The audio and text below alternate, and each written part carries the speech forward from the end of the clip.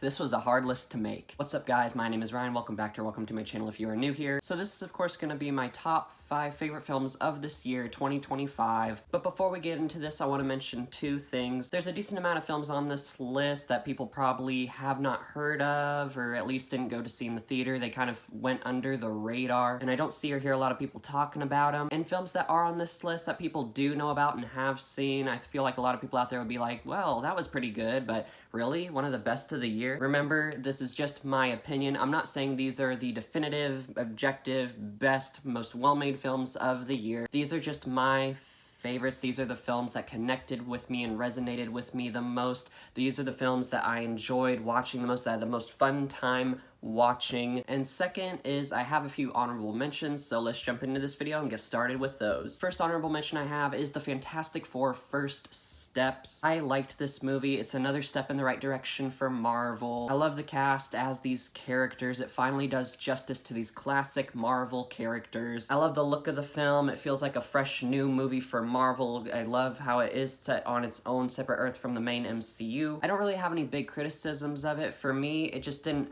wow me like I felt it wowed a lot of other people. I know I've seen some people giving this film like a 9 or even a 10 out of 10. I thought it was good. I gave it like a 7 or an 8 out of 10. I don't know why, but for whatever reason, I just didn't jump on the hype train for this one like a lot of people did, but still one of the best Marvel movies in recent years. Next honorable mention for me is gonna be Now You See Me, Now You Don't. I really enjoy the Now You See Me films. The word that comes to mind when I think of the Now You See Me movies is just fun. I think it's an interesting concept. These magicians who are doing this Robin Hood type stuff, stealing from the rich, giving to the poor. They're these fun heist movies, and I love the cast. Just seeing them interact and be in a movie like this together is so much fun. Some of the set pieces were very visually pleasing. I love how they brought back characters from the first 2 movies in the film. I love our new characters they introduced. Just another fun Now You See Me film. Do these films always make the most sense? No, but they are just a lot of fun, and that's what this third film was. And the last honorable mention for me is going to be Mission Impossible: The Final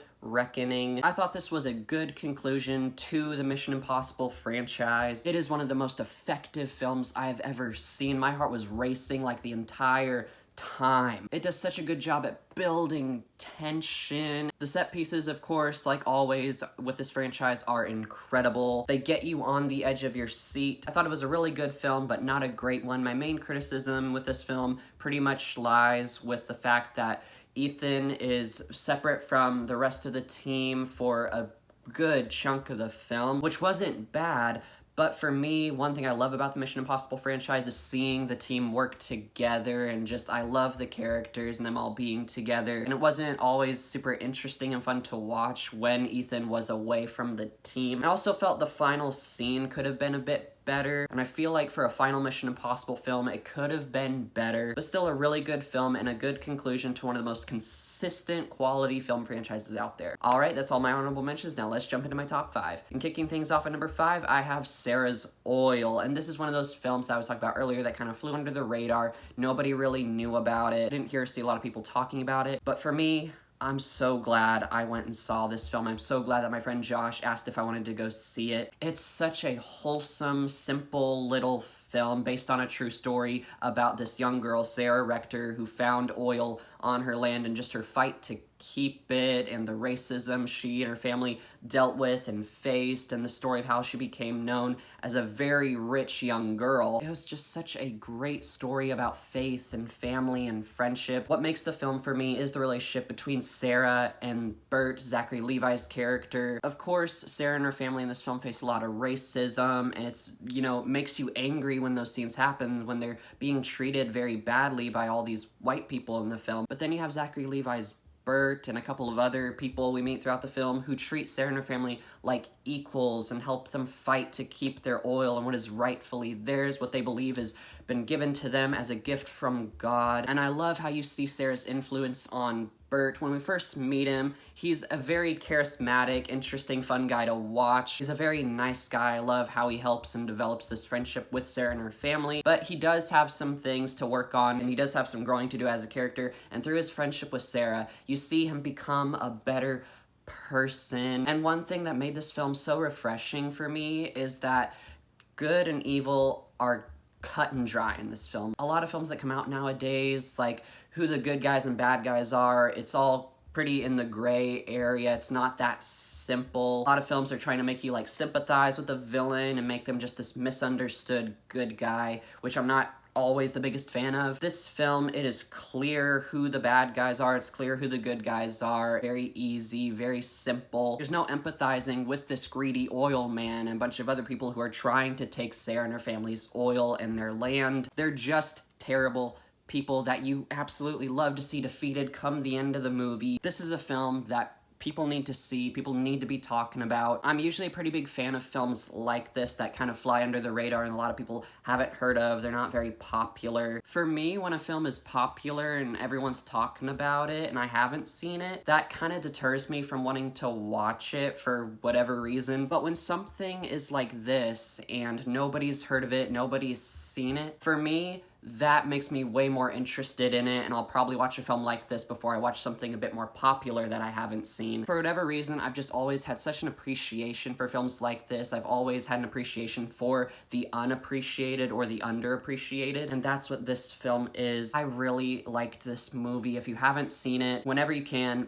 watch it. Number 4 for me is going to be Wake Up Dead Man, a Knives Out mystery, which was actually my most anticipated film coming into this year. I love mysteries. They're one of my favorite things in the world, and the Knives Out franchise is such a great murder mystery film series, and this film was exactly that. Another well-crafted, well-done murder mystery. The reveal at the end was incredible, I thought, and the journey to get to the reveal, the investigation was so much fun. I love how Rian Johnson, the writer and director of this franchise, made it a locked room mystery or an impossible crime, which is kind of a subset of the mystery genre. The crime that happens in this film, the murder, seems impossible to have been committed by someone, but you know someone has to have done it. And just seeing Blanc and our lead character, Judd, played by the amazing Josh O'Connor, these two men who have very different worldviews, coming together to solve this impossible crime and finding the answer and the explanation. It's just so much fun, and I love how you see these two people with very different worldviews work together and come to respect each other and form a friendship throughout investigating this crime. This was another fantastic, fun, well-crafted murder mystery. However, it was a bit disappointing to me. The film does tackle and comment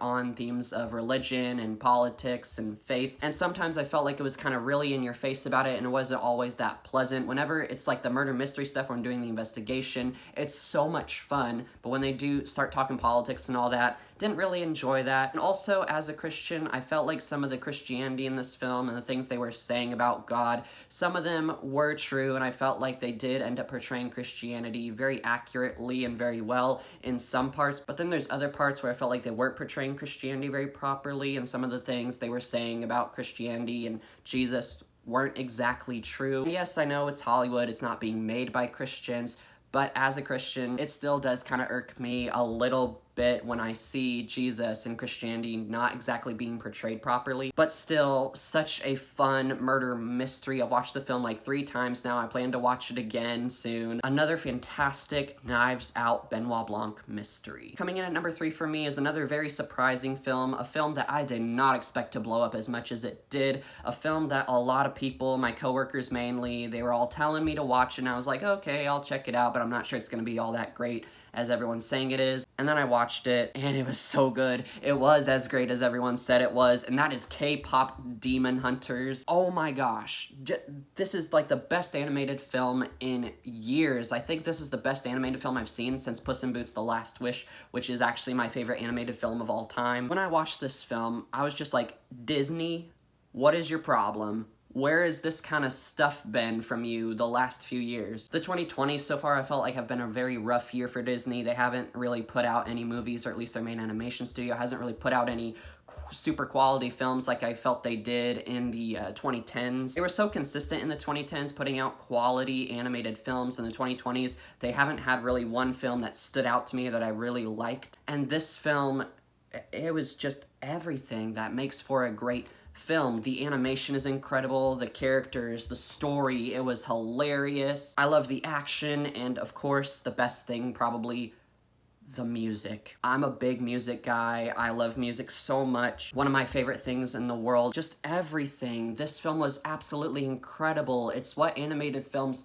should be. I thought it had great messaging about you decide who you are and you don't need to hide your fears and failures and flaws. How you find healing and how you deal with those things is by bringing them to the light and telling the truth and being honest about them. And that's what we should be doing as Christians. Our sins and our failures and our flaws, we should be taking them to Jesus and bringing them to light. And that's when we'll find true healing. If we just keep it in the dark, it's going to keep festering and it's going to eat us alive. But opening up and bringing it to the light, that's when true healing comes. And I love how this movie communicated that message. This was just a perfect film for me to watch. This is the type of film you recommend to me. I've had a lot of my friends recommend films to me. They're like, oh, this is such a Ryan movie, you would love it. But then I watch the trailer and I'm like, I don't think you know what a Ryan movie is. I watch a film like this and I'm like, this is what you recommend to me, an action musical. Oh my gosh, this film was so much fun. It was so great. Really, really enjoyed and I really, really liked this film. It was such a pleasant surprise. Our runner-up for me, and I must say my number 1 and number 2 really, really fought. This was a really hard decision to make, but I think my number 2 is gonna be Thunderbolts. This was just way better than I was expecting it to be. I love the characters, the story. I love the themes dealt with in this film. I thought it was a fantastic commentary on things like depression, loneliness, anxiety, purpose, community.